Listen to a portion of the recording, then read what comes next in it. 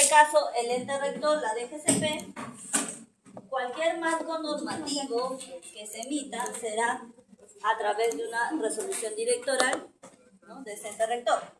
En este caso, el plan contable gubernamental, la última actualización, ¿no?, la última versión, que también ha tenido más actualizaciones porque se ha ido incorporando más subcuentas contables, así como excluyéndose más subcuentas contables, fue aprobada con la resolución directoral 001-2018 EF5101, modificada con la resolución directoral 03-2019 EF5101. Pero vamos a ver sus antecedentes. El primer plan contable gubernamental fue aprobado con la resolución directoral 071 del año 80 y estuvo vigente a partir del 1 de enero del 81, año en el que no nacía, y ustedes peor, obviamente. Ni siquiera creo que estaban en proyección, ¿no? Por ahí yo sí, ¿no? Y estuvo vigente por 16 años. Luego se emitió la resolución del Consejo Normativo de Contabilidad, la 01097, aprobando el nuevo plan contable gubernamental, y estuvo vigente desde enero del 98 hasta el 31 de diciembre de 2008. Vigente por 10 años. Hasta el 2008, tanto el plan contable empresarial como el plan contable gubernamental, a nivel de codificación, a nivel del mayor, tenía sus 2 dígitos, ¿ya? Hasta ese año. A partir del 2009 es que el plan contable gubernamental pasa de 2 dígitos a nivel del mayor a 4 dígitos, ¿no? Es más, los clasificadores de ingresos y gastos presupuestarios también sufren una modificación, ¿no? Antes tenían hasta 4 dígitos, por ahí 2 dígitos más, pero a la fecha, si ustedes han podido apreciar y han tenido que revisar también en el curso anterior, ya tiene una mayor cantidad de códigos, ¿no? Ya es más disgregado. Y así como sucedió con el plan contable empresarial, ¿no? El plan contable general empresarial, creo, ¿no? Ya, pero me voy a referir al plan contable empresarial, así de manera directa, y al plan contable gubernamental, ¿no? Entonces, el plan contable empresarial, así como tuvo una mayor disgregación, este plan contable gubernamental también ha tenido una mayor disgregación para poder identificar los diferentes tipos de actividades u operaciones que se dan en el ámbito público, ¿no? De manera que se pueda distinguir, por ejemplo, qué bienes son adquiridos en el sector salud, qué bienes son adquiridos en el sector de cultura, ¿no?, o en el sector de educación, ¿no? Para lograr justamente esa identificación es que se disgregó, ¿no? Al igual que los clasificadores de gasto, como les estaba comentando, ¿no? Por eso ahí dice que con la resolución directoral 001-2009 se aprobó el uso obligatorio del plan contable gubernamental, el cual está vigente desde el 1 de enero del año 2009 hasta la fecha. ¿Qué más? La última actualización sucedió en el 2019 porque está vinculado con los estándares internacionales. Por eso es que hubo esa actualización. Posterior a esto se han estado incorporando y excluyendo sus cuentas contables. ¿Por qué? A ver si han estado prestándome atención la primera sesión. Les hablé sobre 2 procesos, ¿no?, que se han dado debido a la implementación de estos estándares internacionales. ¿Qué procesos serán? Y que lo vamos a ver también en su oportunidad. ¿Qué procesos serán?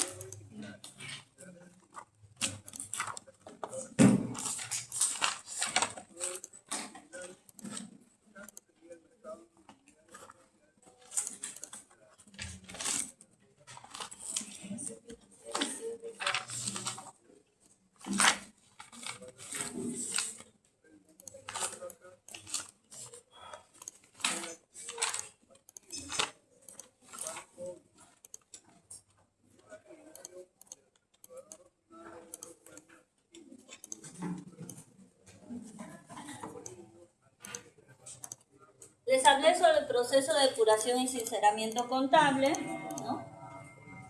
que fue una etapa que estuvo vigente desde el año 2021 hasta el año 2023, ¿no? Por 3 años, que fue una etapa previa al proceso de transición a las NIC-SP. Proceso de transición que está vigente desde el año 2024 y culmina este año, salvo que la DGCP, como ente rector del Sistema Nacional de Contabilidad, lo amplíe. Como les comentaba también en las sesiones anteriores, en base a las investigaciones en otros países, ¿no? La implementación de estos estándares internacionales aplicados en el ámbito gubernamental, SP, se ha dado en un plazo de 10 años, ¿no? Incluso algunos países están aún en proceso. No sabemos si nuestro país logra concretar este proceso, que vendría a ser ya prácticamente 6 años, ¿no? Por la etapa de depuración y sinceramiento contable, que conllevó 3 años, y el proceso actual, ¿no? Que son 3 años, en total 6 años. ¿Ya? La idea es que sí. Dicho sea de paso, cuando se tuvo el proceso de depuración y sinceramiento contable, que estuvo vigente entre el año 2021 y 2023, muchas entidades, pero un menor porcentaje, pero sí varias entidades, estaban con la esperanza de que dicho proceso se amplíe. No se amplió, pero sí la DGCP facultó a las entidades que puedan seguir con su proceso de depuración y sinceramiento contable, pero ya no en el marco de dicho proceso, sino en el marco del proceso de transición a las NIC-SP. ¿Sí? Por ello es que a través de las resoluciones directorales correspondientes para el proceso de depuración y sinceramiento contable a nivel del elemento 3, que es patrimonio, se emitieron un grupo de subcuentas contables. Es decir, cualquier ajuste, proceso o producto de ese proceso de depuración y sinceramiento contable tenía que afectarse a esas cuentas contables creadas para tal fin. Lo mismo ha sucedido con las subcuentas contables que están en el marco del proceso de transición a las NIC-SP. Es decir, esas subcuentas contables del proceso de depuración y sinceramiento contable ya no son aplicables, más sí las nuevas subcuentas contables.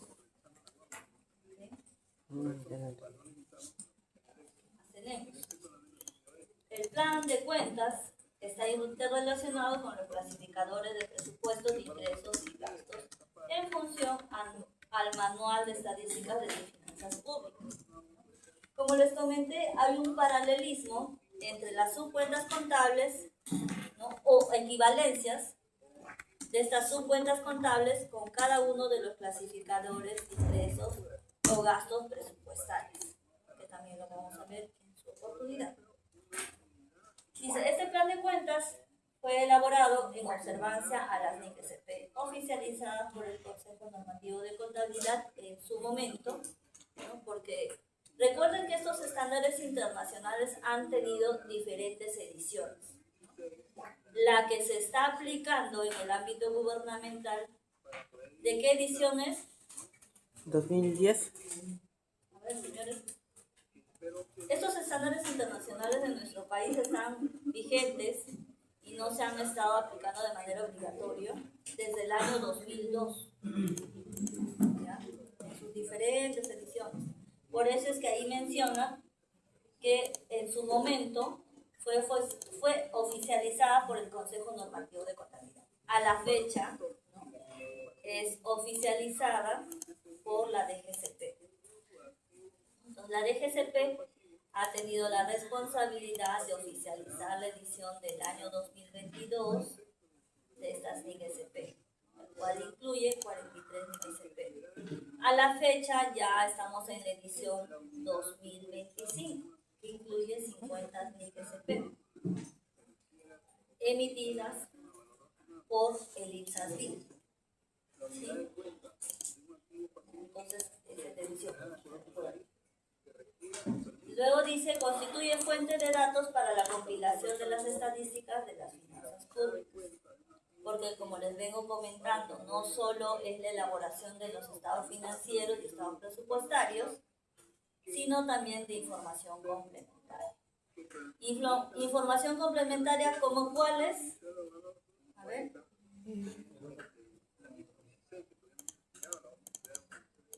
reportes complementarios adicionales a los estados financieros y estados presupuestarios. A ver. Dentro de los tipos de operaciones les mencioné una de ellas, que tenía su propio módulo, ¿se acuerdan? Esa es parte también de la carpeta del balance general, como se le denomina en el ámbito gubernamental, que incluye estados financieros, estados presupuestarios y esta información complementaria.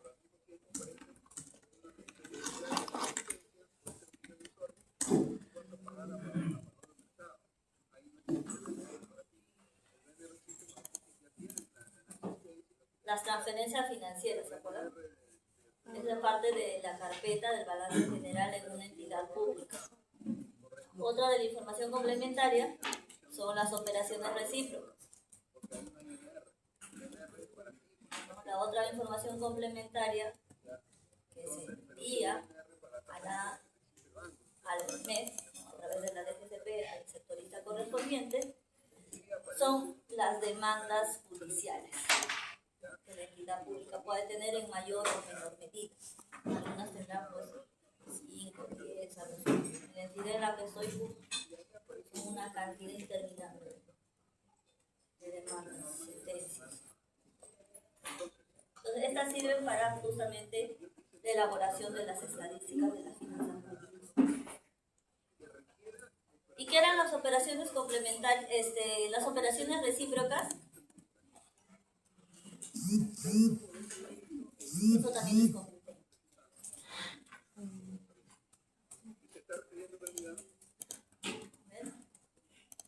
Sí, cuando las entidades realizaban un pago, por eso hacía la Contraloría inicie el proceso de seleccionar a las SOAS para que realicen auditoría.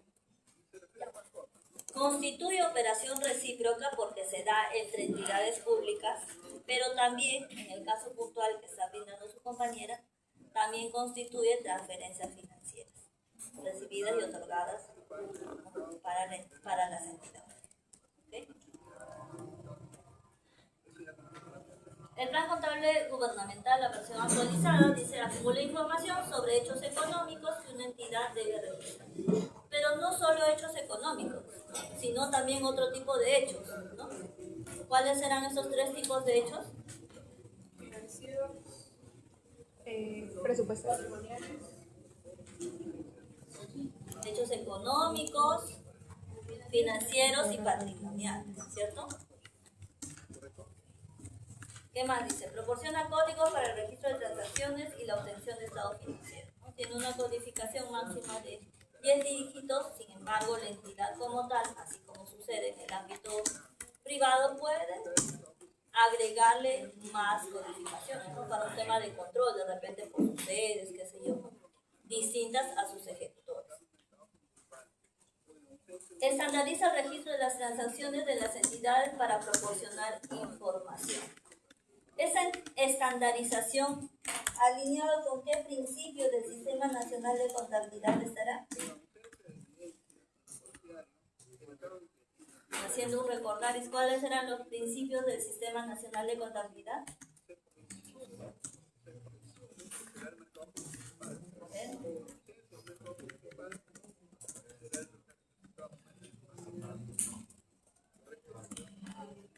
Uniformidad, ¿no? Era uno.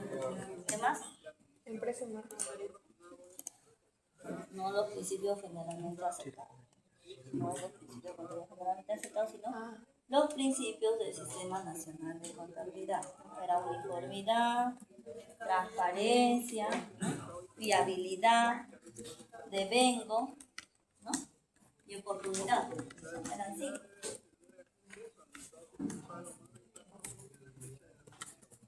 Dentro del plan contable gubernamental que está acá en la página web del MEF,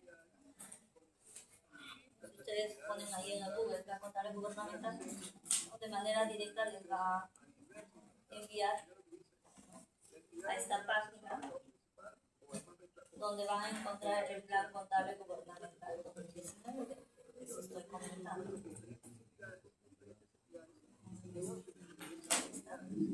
Sin embargo, este plan contable gubernamental es la base sobre la cual se han ido incorporando en años posteriores subcuentas contables para justamente el registro en el marco de estas IGCP. El grupo más grande está en el elemento 3, que justamente está relacionado con este proceso de transición a la IGCP, pero no está acá. Ustedes ven este plan contable gubernamental no está en esas cuentas, pero quienes laboran en el ámbito gubernamental y tienen acceso usuario pueden in situ y de manera detallada ver el plan contable gubernamental que está en el CIAP. En este caso, ya en plataforma web. Pero vamos a desarrollar los conceptos más básicos que son similares al ámbito empresarial. Entonces, dentro de este plan contable gubernamental, menciona las disposiciones generales, la modalidad general de empleo, un sistema de registro de contabilidad. Acá menciona, dice, a fin de permitir el registro detallado de las transacciones económicas, financieras, presupuestarias del Consejo de Gobierno y la elaboración de los estados financieros y estados presupuestarios, debe observarse la dinámica prevista en cada una de las cuentas del plan contable gubernamental.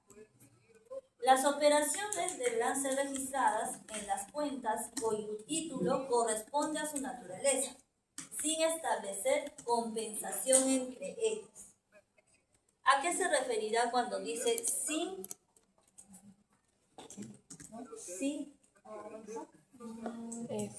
establecer compensación entre ellas?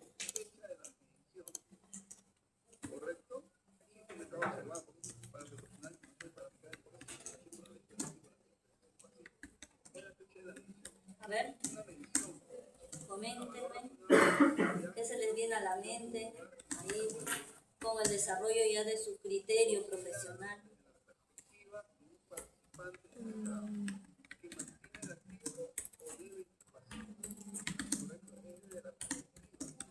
A ver, ya están en séptimo ciclo. Ya están practicando por ahí ya.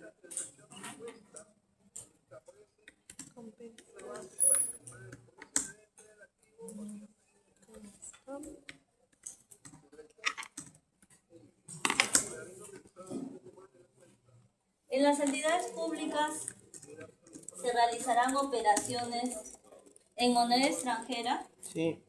Sí, ¿verdad?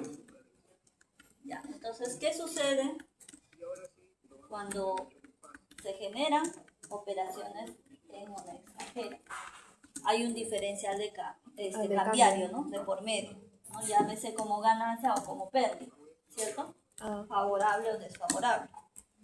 Entonces, los estados financieros, sea en el ámbito público o privado, igual tienen un cierre mensual, ¿cierto? Y generalmente, por ejemplo, el ajuste por diferencial cambiario lo realizan al fin de mes. Entonces, tendrán diferencial cambiario a favor y en contra. Entonces, dentro del marco de las NIC-SP, dicho sea de paso, está vinculado por la razón por la cual se actualizó este plan contable por los estándares internacionales, ¿no? Indica justamente similar a este término, ¿no? Que no puede haber compensación. Es decir, que el diferencial cambiario de ganancia no se puede compensar o no se puede netear con un resultado negativo. Porque cada una de estas operaciones tienen que registrarse en su subcuenta contable respectiva. Porque existe para cada una de ellas. Igual, situación se dará en otro tipo de operaciones.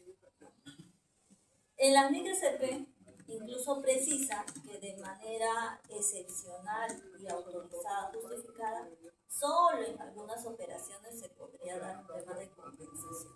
No es usual, pero se puede dar.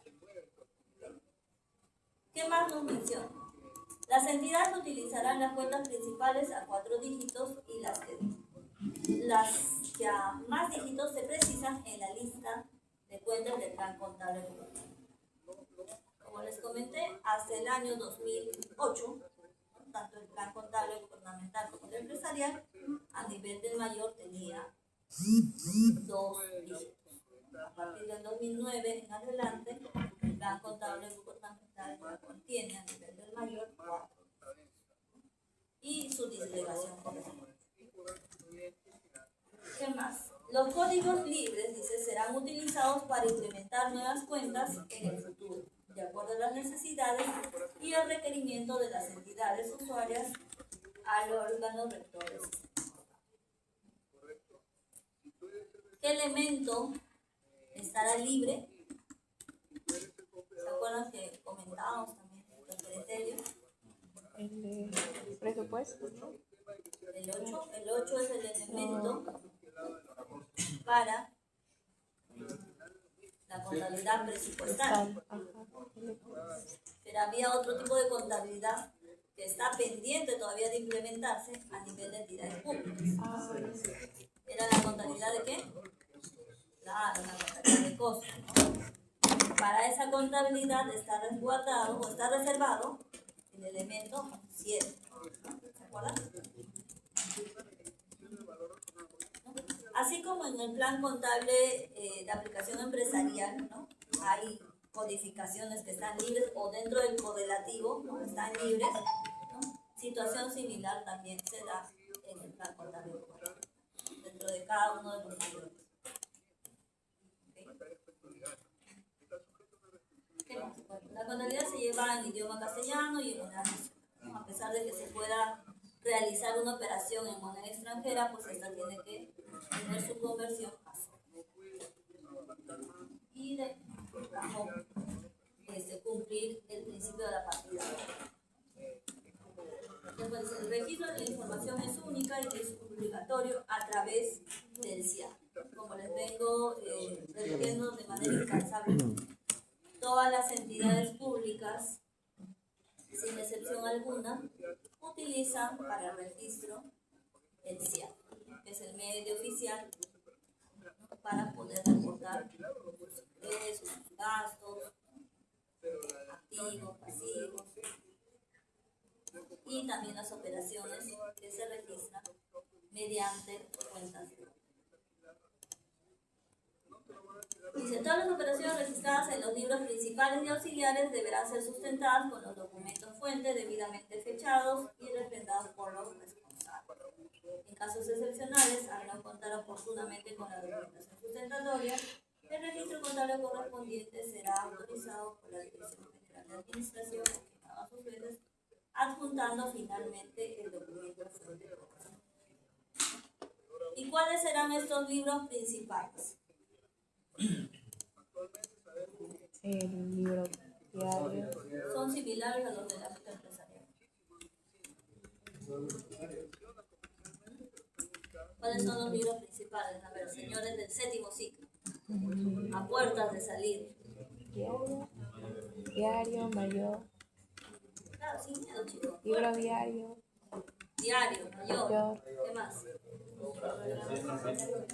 No, compras es auxiliar. Auxiliares. Compras y ventas es auxiliar. Exacto. Libro de inventarios y balance. Bien, son 3, los principales. Los demás son auxiliares. Y ahí tendremos el libro bancos, por ejemplo. Cuenta corriente. El registro de ventas, compras. También, o sea, se da en el ámbito público-privado. También hay obligaciones tributarias en el ámbito público. También cumplirán con presentar sus declaraciones juradas mensuales. La que no presentan, salvo que sea una empresa del Estado, una declaración jurada. Es así. No lo vi. Pero todo lo demás sí. Por ejemplo, sus declaraciones con no domiciliados, el tema de si hubiera un tema de percepción, de extracción, retención, también, todo, sin llegar al ámbito privado. En este caso puntual, por ejemplo, también estará los libros Movimiento Caja. ¿Para qué servirá este libro Movimiento Caja? Que es un libro auxiliar. Y como libro contable, también obviamente está sujeto a un tema de legalización, foliado.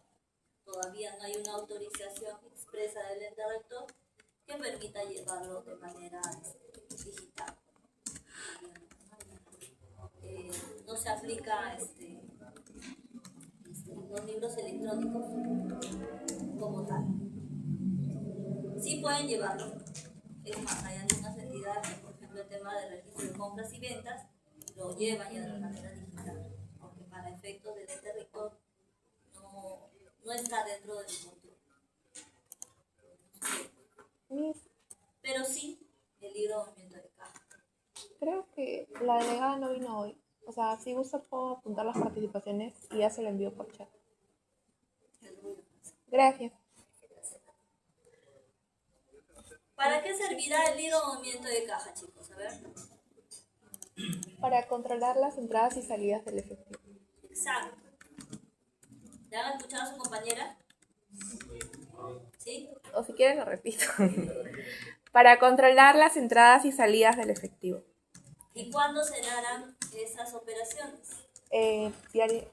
O sea, las operaciones se dan diariamente. Claro, diariamente, ¿no? Hay muchas entidades que todavía tienen una recaudación in situ, ¿no? En sus instalaciones. Y estas recaudaciones en efectivo tienen que ser depositadas, ¿no? De acuerdo al procedimiento que establezca la entidad, ¿no? Tienen que ser depositadas en la cuenta bancaria respectiva. Que puede ser banca privada, como lo comenté en la sesión pasada, pero que también tiene que ser transferida a la famosa cuenta única del tesoro. Recuerden que a través de esa CUT, la cuenta única del tesoro, se da el cumplimiento de las obligaciones de pago. Toda obligación de pago, sin excepción alguna, tiene que darse a través de la cuenta única del tesoro. ¿Sí? ¿Qué más? Por ejemplo, los hospitales también, ¿no? Tienen todavía in situ la recaudación, pero no todas, ¿no? Algunas ya están netamente bancarizadas, 100%. Por ejemplo, si uno quiere tramitar su certificado policial, ¿no? No es que vayas a la comisaría, pagues ahí mismo y te brinden tu certificado, ¿no? Tienes que pagarlo. En este caso, obviamente, tiene varios medios de pago, pero en buena cuenta no es que vayas a pagar.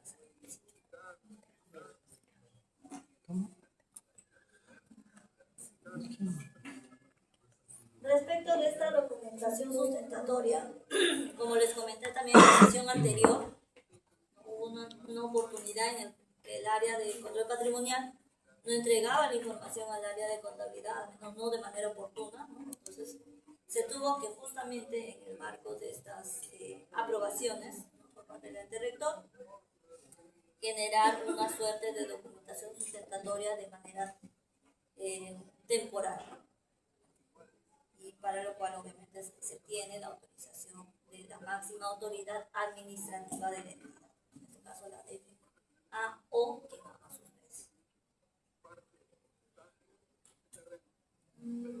¿Qué más? La fecha de cierre de los ejercicios contables empieza un 1 de enero y termina o culmina un 31 de diciembre. Dicho sea de paso, la nota de contabilidad del asiento de apertura, la nota de contabilidad del asiento de apertura, jala de manera automática el asiento de cierre del año anterior. ¿ya? Sin embargo, en este registro, ¿no? Si por ejemplo, en el caso de Caja y Banco, se me ocurre 100.000, ¿no? El asiento de cierre, para el asiento inicial jala estos 100.000, ¿ya? Pero en esta nota de contabilidad se tiene que disgregar los montos individualizados por cada cuenta bancaria. Si la entidad tiene 3 cuentas bancarias para su recaudación, la sumatoria de estas obviamente va a dar los 100.000, pero tiene que disgregarse. Hasta que no se disgregue esta información, esta nota de contabilidad por el asiento de apertura, al momento de mayorizarse, no va a estar mostrando estos saldos, pero estará mostrando las operaciones normales.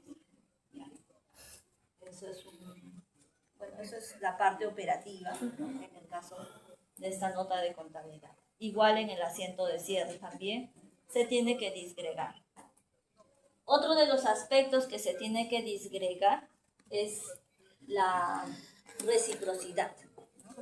En este caso puntual, todas las entidades públicas, al tener esta cuenta bancaria CUT, la cuenta única del Tesoro, que está en el Banco de la Nación, van a tener que asignar el código del Banco de la Nación. Toda entidad pública tiene un código.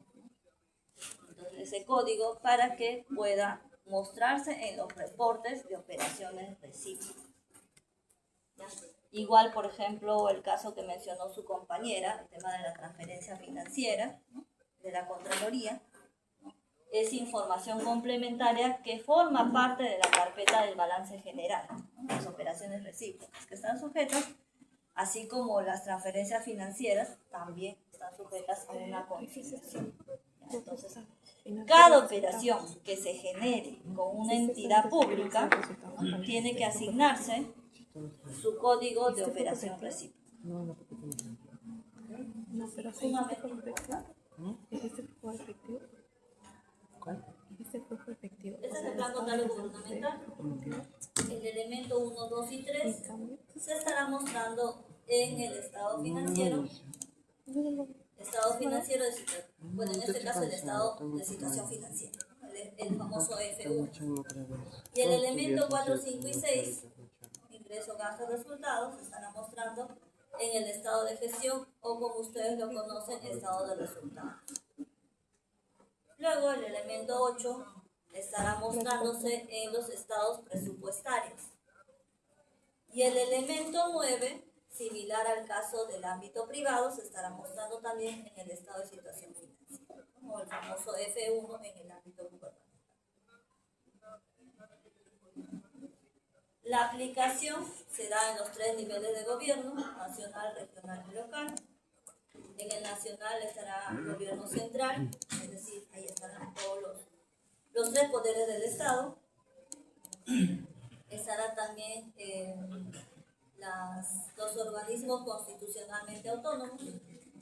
Dentro de eso también estarán las instituciones públicas desconcentradas, las universidades públicas, las sociedades de beneficencia pública y otros organismos públicos descentralizados. Gobierno regional, ¿cuántos gobiernos regionales tenemos dentro del ámbito público? 25 más 1. 26, ¿no? Ahí está el Callao y Lima Metropolitana. Luego tenemos los gobiernos locales, ahí están las municipalidades, los institutos viales y los organismos públicos descentralizados municipales.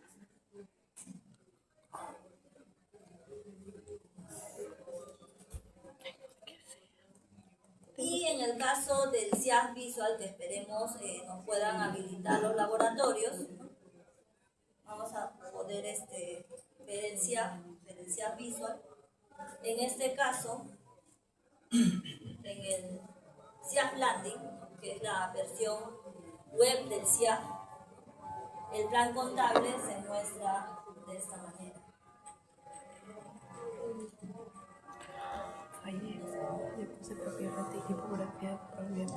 Entonces acá está, por ejemplo, el listado de las subcuentas. Está la naturaleza de la cuenta, si es deudora o es acreedora. Está también el estado de la cuenta, está también la fecha de creación, porque como les comentaba y pueden apreciar acá dice 2013. En este caso esa cuenta fue incluida en el 2013, los demás 2010, y así pueden apreciar. Ahora, este estado de cuenta, activo o inactivo, se debe a que en el tiempo la DGCP como ente rector puede excluir también sus cuentas contables, pero previo a ello tiene que lograr que las entidades no tengan saldo en dichas cuentas o que el saldo de alguna de las cuentas que van a ser excluidas o reemplazadas migre a la nueva cuenta contable. Un caso es, por ejemplo, lo que antes de la 1206, ¿no? Que es la cuenta de tesoro público, que es un símil a Cajibanco, porque es de uso exclusivo de recursos ordinarios, es decir, todos los gastos que se financien con recursos ordinarios ya, se controlan a través de esa subcuenta, la 120601, tesoro público. Entonces, antes de esta subcuenta existía lo que era la 2501. Entonces, no me acuerdo en qué año, hasta el 2013 fue, creo. Esto también se utilizaba para el control, ¿no? Netamente de los gastos financiados con recursos ordinarios. Entonces, momentáneamente estaba activo hasta que, ya pasó a formar parte de los inactivos. Sin embargo, no podía desaparecer del listado hasta que la totalidad de entidades haga la transferencia o nete el saldo de dicha. Por eso es esa columna importante respecto del estado de cuenta. El plan de cuentas dice es una herramienta necesaria para procesar información contable, responde a la aplicación de normas contables para el tratamiento de los efectos financieros, de los hechos y estimaciones económicas que las entidades públicas aportan. Su estructura es a nivel de 10 dígitos. El elemento dice identifica el primer dígito y corresponde a los elementos de la cuenta de activo, pasivo, patrimonio, ingresos, gastos, presupuesto y de orden. El elemento 1 comprende los activos, que como concepto nos indica que son recursos controlados por la entidad como consecuencia de hechos pasados y de los cuales se espera que fluirán a la entidad beneficios económicos futuros o un potencial de servicio. ¿A qué se referirá cuando dice que generarán beneficios económicos futuros o un potencial de servicio? Que le va a dar retorno económico a la empresa por el uso de ese activo. Ya, ok. Un ejemplo, a ver. Por ejemplo, en las mercaderías, una empresa compra un producto, tiene el control de ese producto y ¿qué es lo que hace? Lo revende para generar ganancias. Eso es una explotación o un potencial económico. Ya, ok, pero llevado a entidades públicas, porque recuerden que las entidades públicas su finalidad no es vender. No tiene una rentabilidad económica, más sí una rentabilidad social.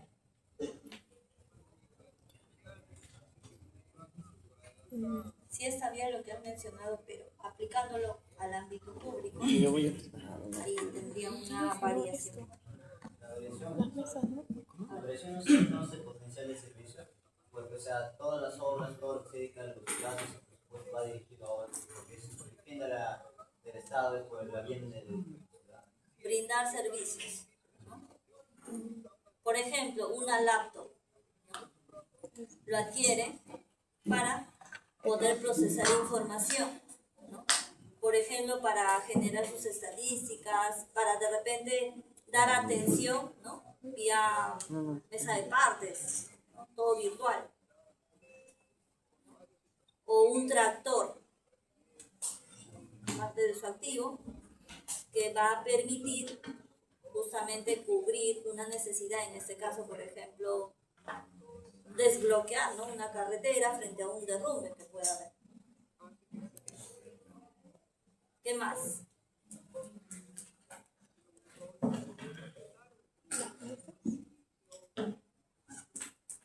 El inmueble, ¿no? Donde van a operar también las personas para poder brindar el servicio a la ciudadanía.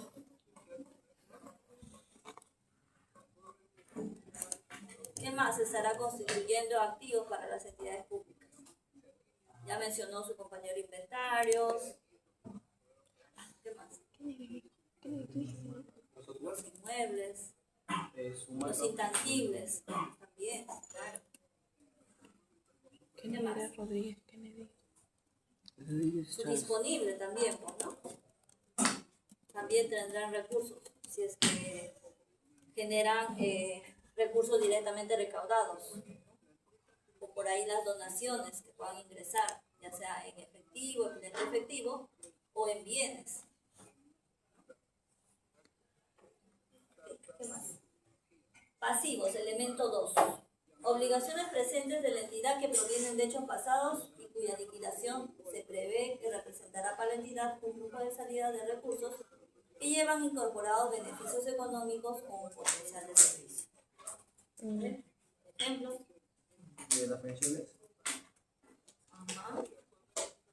Por ejemplo, en la genérica del gasto 2.2, que son pensiones, efectivamente constituirá un pasivo, ¿no? Mientras no se cumpla con la obligación de pago. En la genérica 2, que son ¿Tu nombre?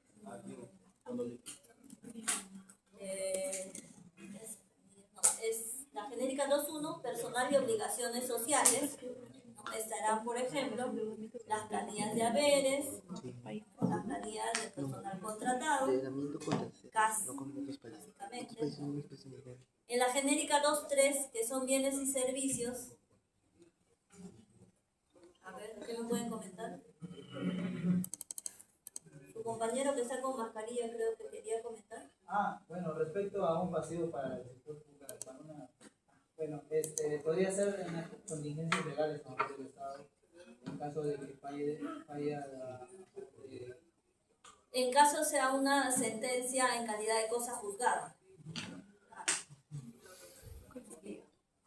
Porque si está en una etapa inicial, ya ves, los bonos. ¿Qué más? Y los programas sociales, así como Vaso de Leche, Beca 18, también son pasivos. Para poder lograr generar, ¿no? En este caso, el otorgamiento de becas, ¿no? O el tema de vaso de leche, todo eso, obviamente sí generan gastos, ¿no? En este caso, podría ser la adquisición de los insumos, ¿no? Para este vaso de leche, o para el caso del otorgamiento de becas, por ejemplo, la contratación del personal que lleve todo a cabo este proceso. La adquisición de bienes también, mientras no se pague obviamente al proveedor, ¿no? Por ejemplo, afiches para la publicidad, el tema de servicios digitales también, porque hacen publicidad también por redes, igual se paga, entre otros gastos. ¿Alguien más que quiera participar?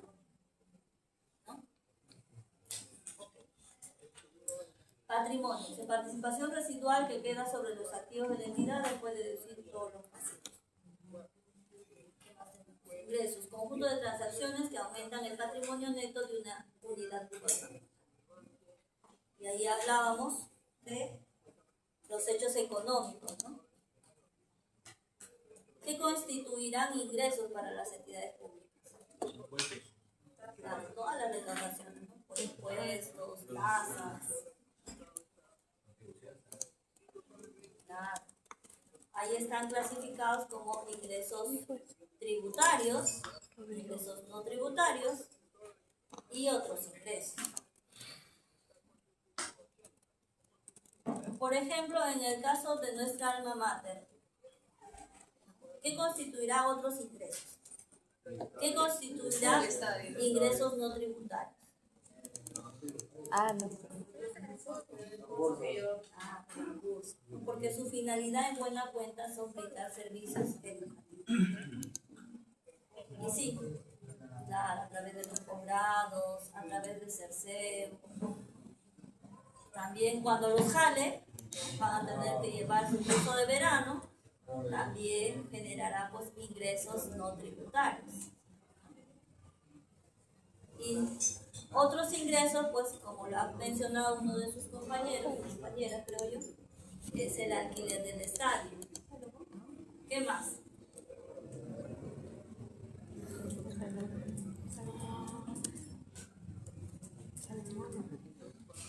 Podría ser también en la CEPE. Bueno, ahí serían no tributarios porque es parte de los servicios educativos, por así decirlo.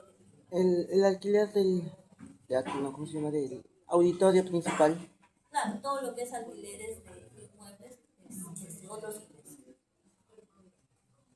La venta de los paletones, ¿no? No es su finalidad. Ah, de industria. Todos los ingresos que generen los centros de producción. Van a entrar Por los ejemplo, ingresos. ¿quién no se... Bueno, no sé. Supongo No, que sí. siempre son Todos alguna vez habrán atendido en la clínica universitaria, ¿no? Es uno de los centros de producción. No, nunca. Ya, por eso. Pero igual, o sea, en algún momento, aunque sea una sola vez. Por obligación, por obligación del examen. Ya, bueno. Ya, Sí. pero igual. O sea, genera ingresos. Ahí, por ejemplo, el Museo de Historia Natural también. ¿Dónde hay eso? ¿Dónde hay eso? El Museo de Historia Natural es en Arenales. Ahí están los restos de animales prehistóricos. Ahí dense un saltito ahí para visitar. ¿Entramos gratis? No hay una entrada. Pero somos amarquinos. Con descuentos. Si no, huelga. Sí, descuentos, ¿no? Creo que hay Por los una carnet tarifa universitarios. especial para el tema de... Estudiantes universitarios. Huelga. Chicos, recuerden que no todo en la universidad se financia con recursos ordinarios. Extraordinario. Lo que transfiere el Estado, ¿no? Extraordinario. Parte de nuestros impuestos, solo cubre Una parte. para lo que es infraestructura pública, ¿no? La construcción de una infraestructura pública.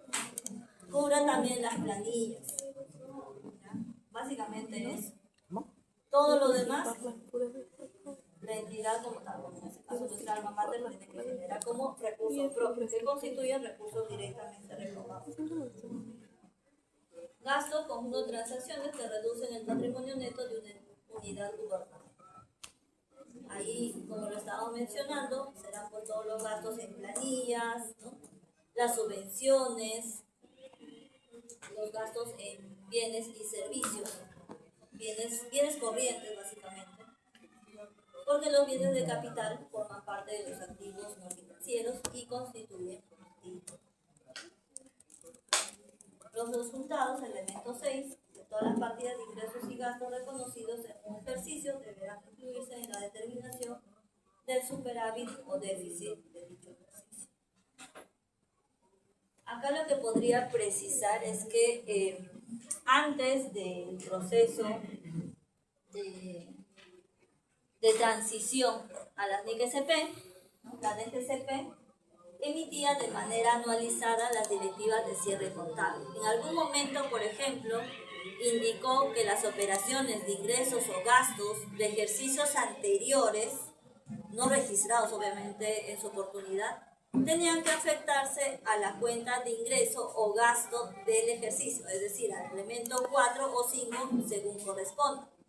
En otro momento dispuso de que dichas operaciones, al ser de ejercicios anteriores, debían afectarse al elemento 3, es decir, cargando o abonando el elemento 3, patrimonio. A la fecha, todas las operaciones de años anteriores se afectan a una cuenta de ingresos o gastos del ejercicio, es decir, al elemento 4 o 5, con excepción los que sean producto de la implementación de las NIC-SP.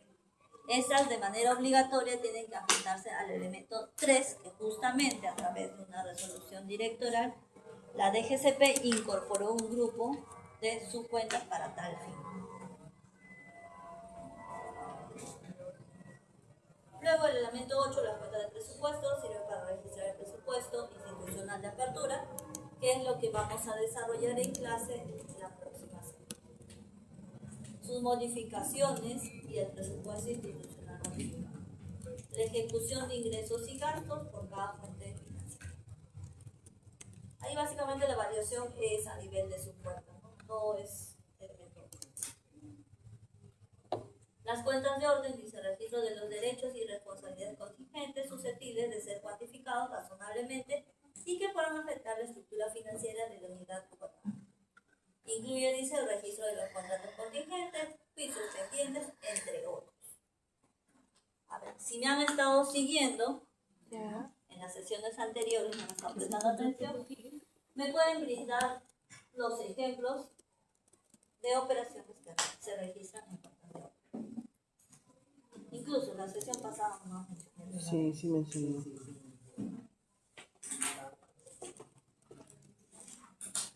Es más, cuando tu compañero habló del tema de las sentencias, mencioné ¿Qué yo hablé?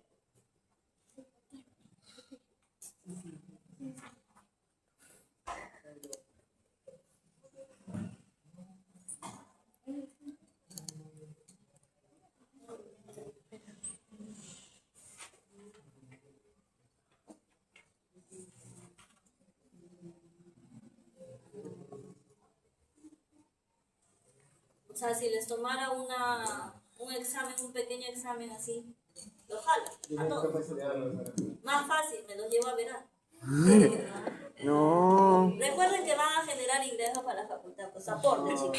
Ya porque ya. No todo es gratis en esta vida. ¿Qué importa? Yo también, con mis conocimientos también. A ver, los que no están trabajando, no se pasan, no tendría sentido quejar. Los que están trabajando tienen los recursos necesarios como para pagar su pedazo. Profesora, ¿Qué es una bicoca? pero profesora, no lo hacemos por amor, lo hacemos por necesidad. Ya, a ver chicos. En el tema de la sentencia, a ver, su compañero, no sé quién mencionó. Ahí comenté que, por ejemplo, estas sentencias en una etapa inicial han constituido demandas. Entonces, estas demandas son controladas a través del registro en estas cuentas de orden. Ay. Claro, porque luego, ya cuando prospera esa demanda, ya está, se transforma, vamos a decirlo así, en una sentencia. No, bueno, no es sentencia. En un proceso judicial que está en una primera, segunda o tercera instancia.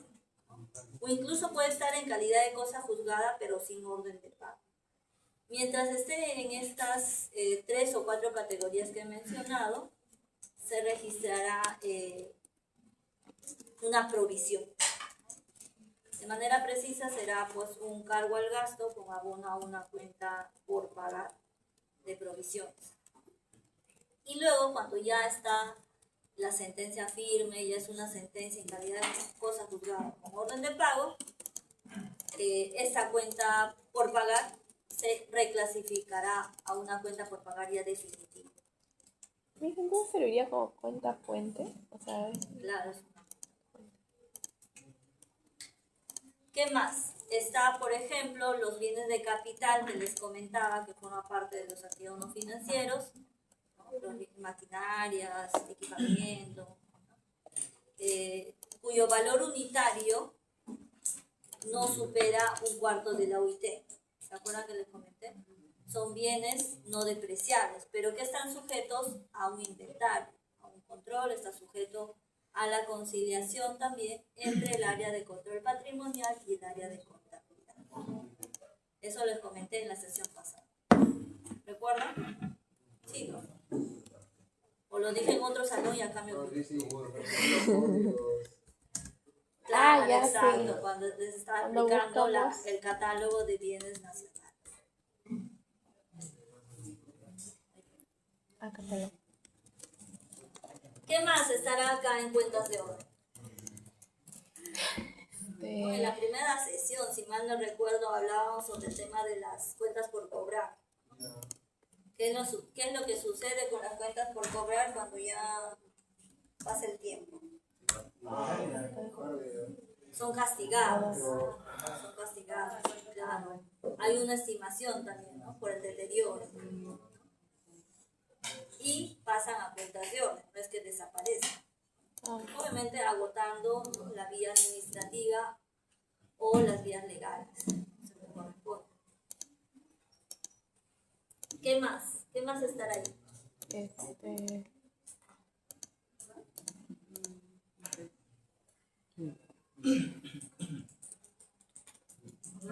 ¿Y el año?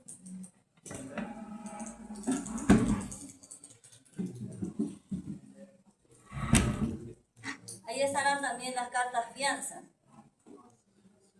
¿Y qué son las cartas fianza? ¿Saben? Compromiso de pago. Para salir en libertad.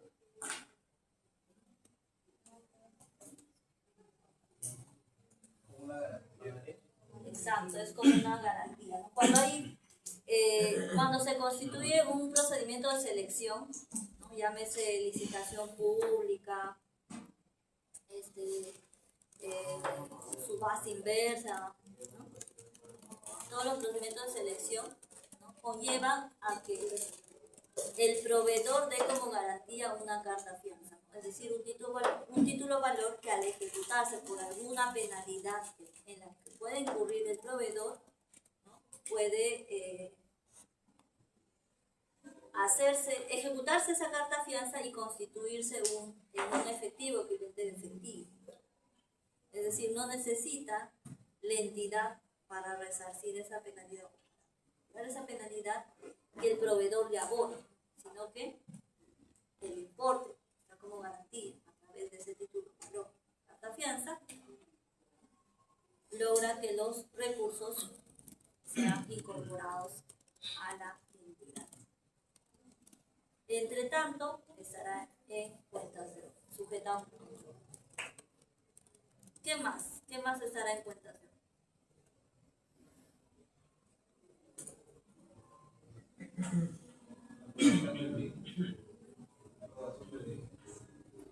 Eso es netamente presupuestario. Elemento 8.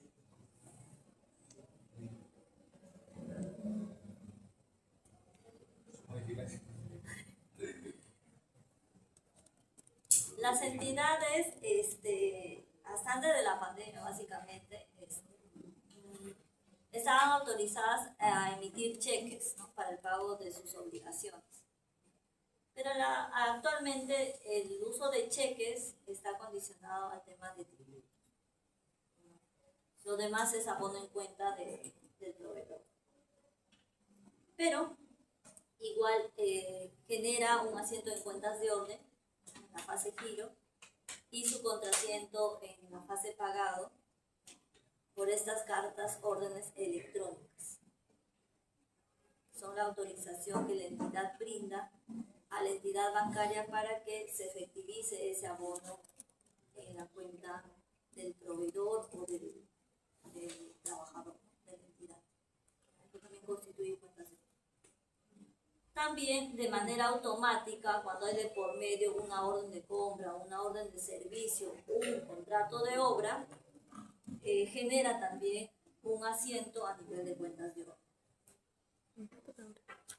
Eso básicamente son los registros que se dan en cuentas de orden. Igual en su momento lo vamos a ver. Aquí está la estructura, los 10 dígitos que como máximo, al menos de acuerdo a lo aprobado por la DGCP, va a tener una cuenta contable.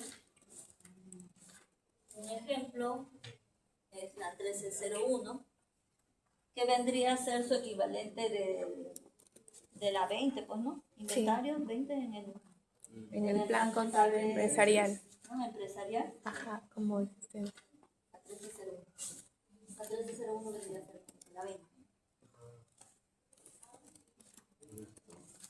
En este caso puntual será pues podría ser los uniformes institucionales, ¿no? Del personal de la entidad pública, o podría ser algún vestuario, calzado de repente para el personal que está en los archivos, ¿no? Dicho sea de paso, el personal que trabaja en los almacenes, archivos, ¿no? Al estar en contacto con productos químicos o al tema del polvo, todo, ¿no? Ácaros y todas esas cosas, tiene que tener una indumentaria que le proporcione la entidad, ¿no? De manera obligatoria. ¿No? Es más, les dan leche o yogur para su alimentación, ¿no? De manera gratuita, como parte de la obligación de la entidad.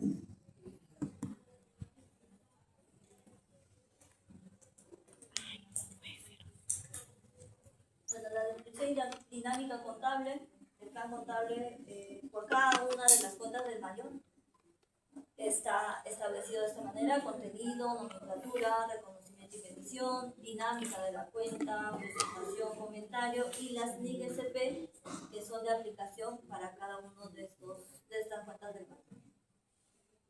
Las cuentas contables se encuentran constantemente en revisión, adecuándolos a las normas vigentes y nuevas transacciones. Como les comenté, pueden haber nuevas incorporaciones, así como exclusiones. Como les estaba comentando, hubo un grupo de cuentas contables para el proceso de depuración y sinceramiento contable, y hay unas nuevas para el proceso de transición a la DGCP.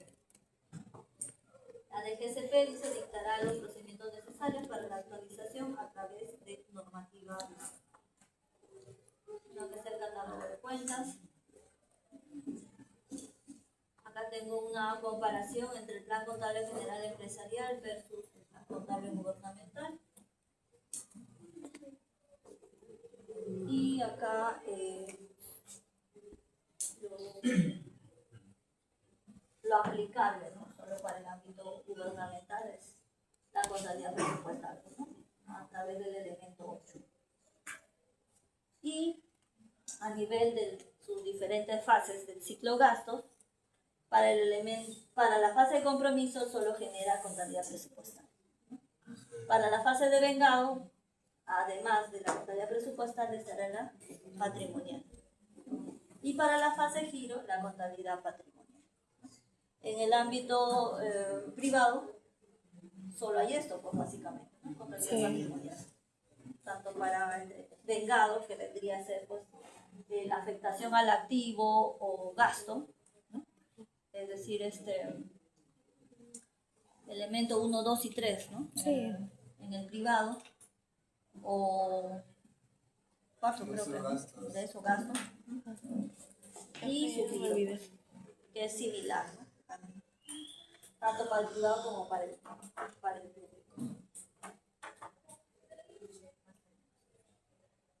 Luego tenemos ya lo que es caja y banco, ¿no? Ahí está conformado por caja, caja chica, depósitos en bancos, fondos sujetos a restricción, encargos y recursos centralizados en apoyo. Acá quisiera desarrollar, por ejemplo, lo que les comenté en la sesión anterior respecto de las aperturas de caja chica, ¿no? Les comenté que había una cuenta provisional hasta el cierre, hasta la liquidación, ¿no?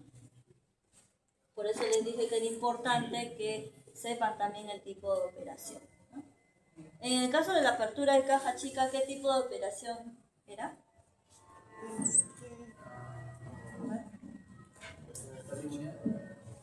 ¿Tipo de operación? C. Tipo de operación C, ¿no? Entonces, para el registro contable, ¿no? En sus diferentes fases, será de acuerdo a lo siguiente. A ver, ¿cuáles son las fases del gasto, del ciclo gasto? En la ejecución presupuestaria, fases del gasto. Fases del gasto. Tenemos compromiso, ¿no? Ahí tenemos compromiso anual y el compromiso mensual. Luego tenemos, ¿qué fase?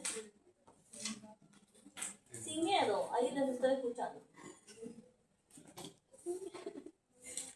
Recuerden que acá se pueden equivocar, chicos. En la cancha. O bueno, cuando son practicantes también. Ah, entonces Pero también. ya si son asistentes, ¿cómo van a guiar a sus practicantes? Feo. Luego tenemos giro, ¿no? Y pago.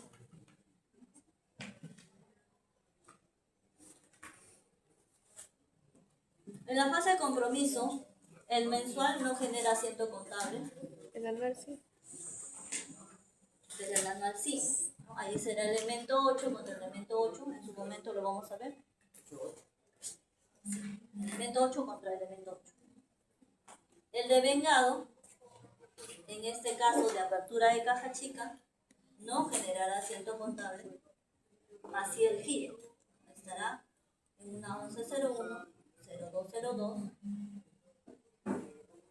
fondos para caja chica, contra salida de Cajipán. En este caso será una 1101.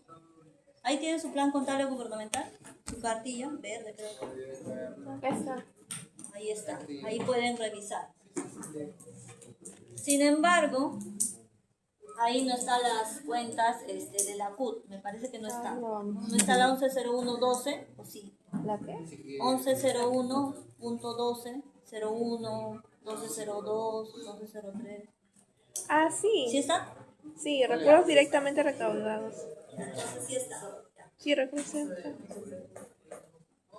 No se ve como acá. 1101, Ah. 0202.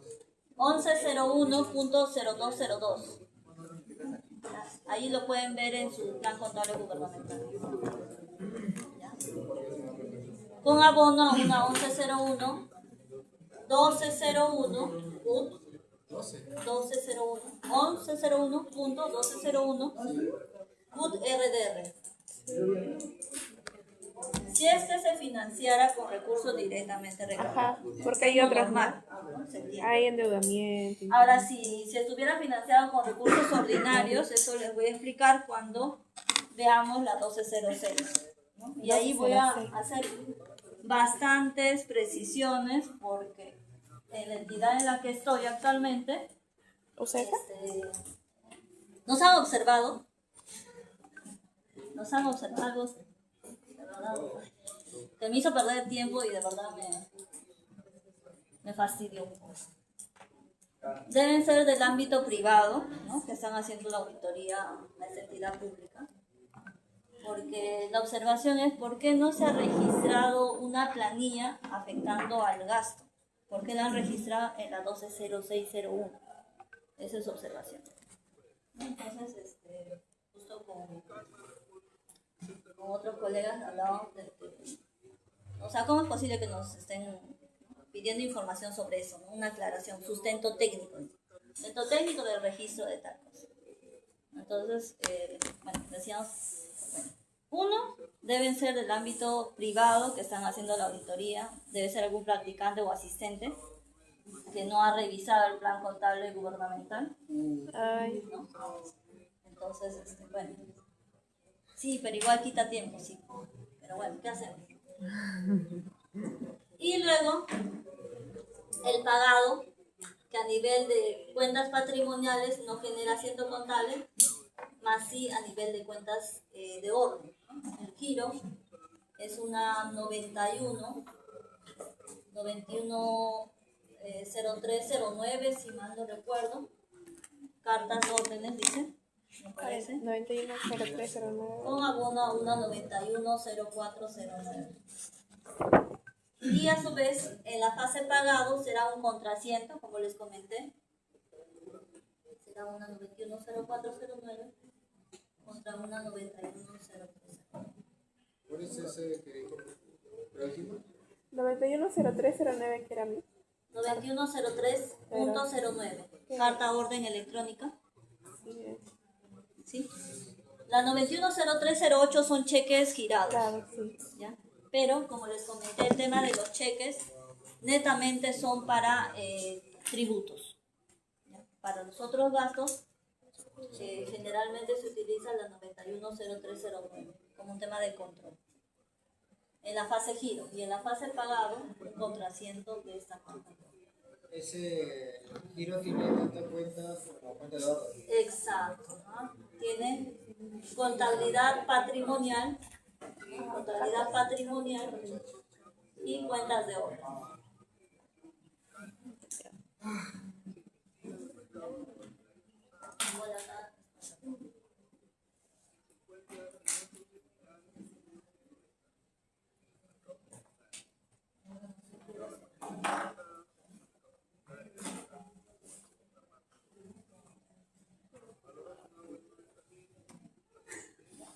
Entonces, en este tipo de operación C, que es apertura de caja chica, apertura de caja chica,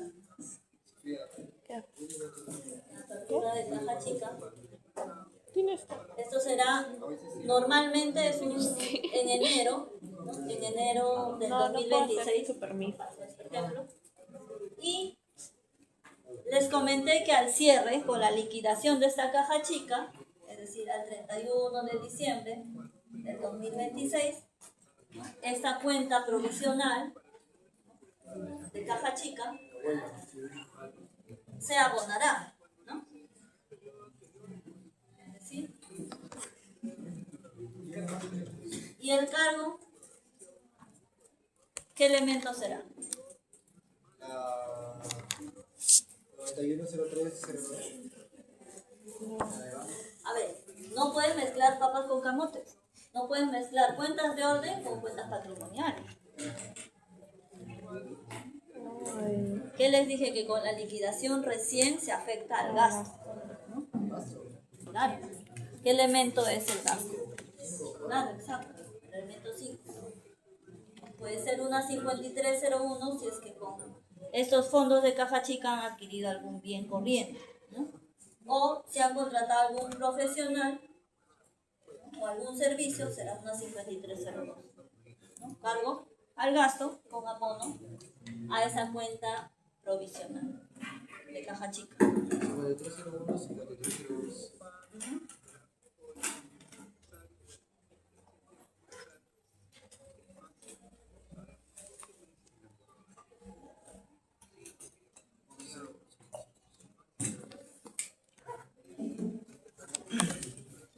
¿Se entendió? Si lo aplicamos al ámbito privado, igual, ¿no? Será una cuenta, ¿no? Provisional, no sé cómo registren una caja chica, porque existe también una caja chica, ¿no? Que son para gastos menudos, urgentes, ¿no? Contra salida de caja y banco. Este es caja y banco. Eso, cuentas de orden. Y luego el gasto contra esa cuenta provisional. Pero la dinámica es la misma.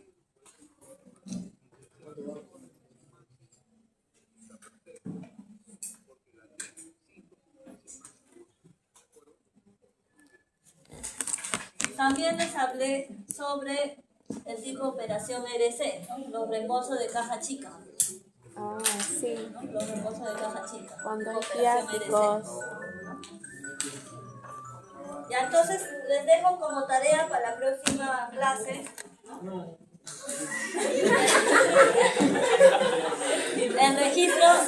El registro de la caja chica, que también les expliqué cómo era, ¿no? Así que si me han prestado atención, tranquilamente lo van a desarrollar. ¿En papel? Sí, lo van a desarrollar acá en la pizarra. Ah, ¿como voluntarios? Ese es la práctica. Voy a ver con qué humor esté, entonces ya los hago participar uno por uno, sino de manera grupal o voluntaria, no sé. Grupal. Voy a ver cómo van los resultados de las elecciones. Ya fue entonces. Entonces, por el momento lo dejamos acá.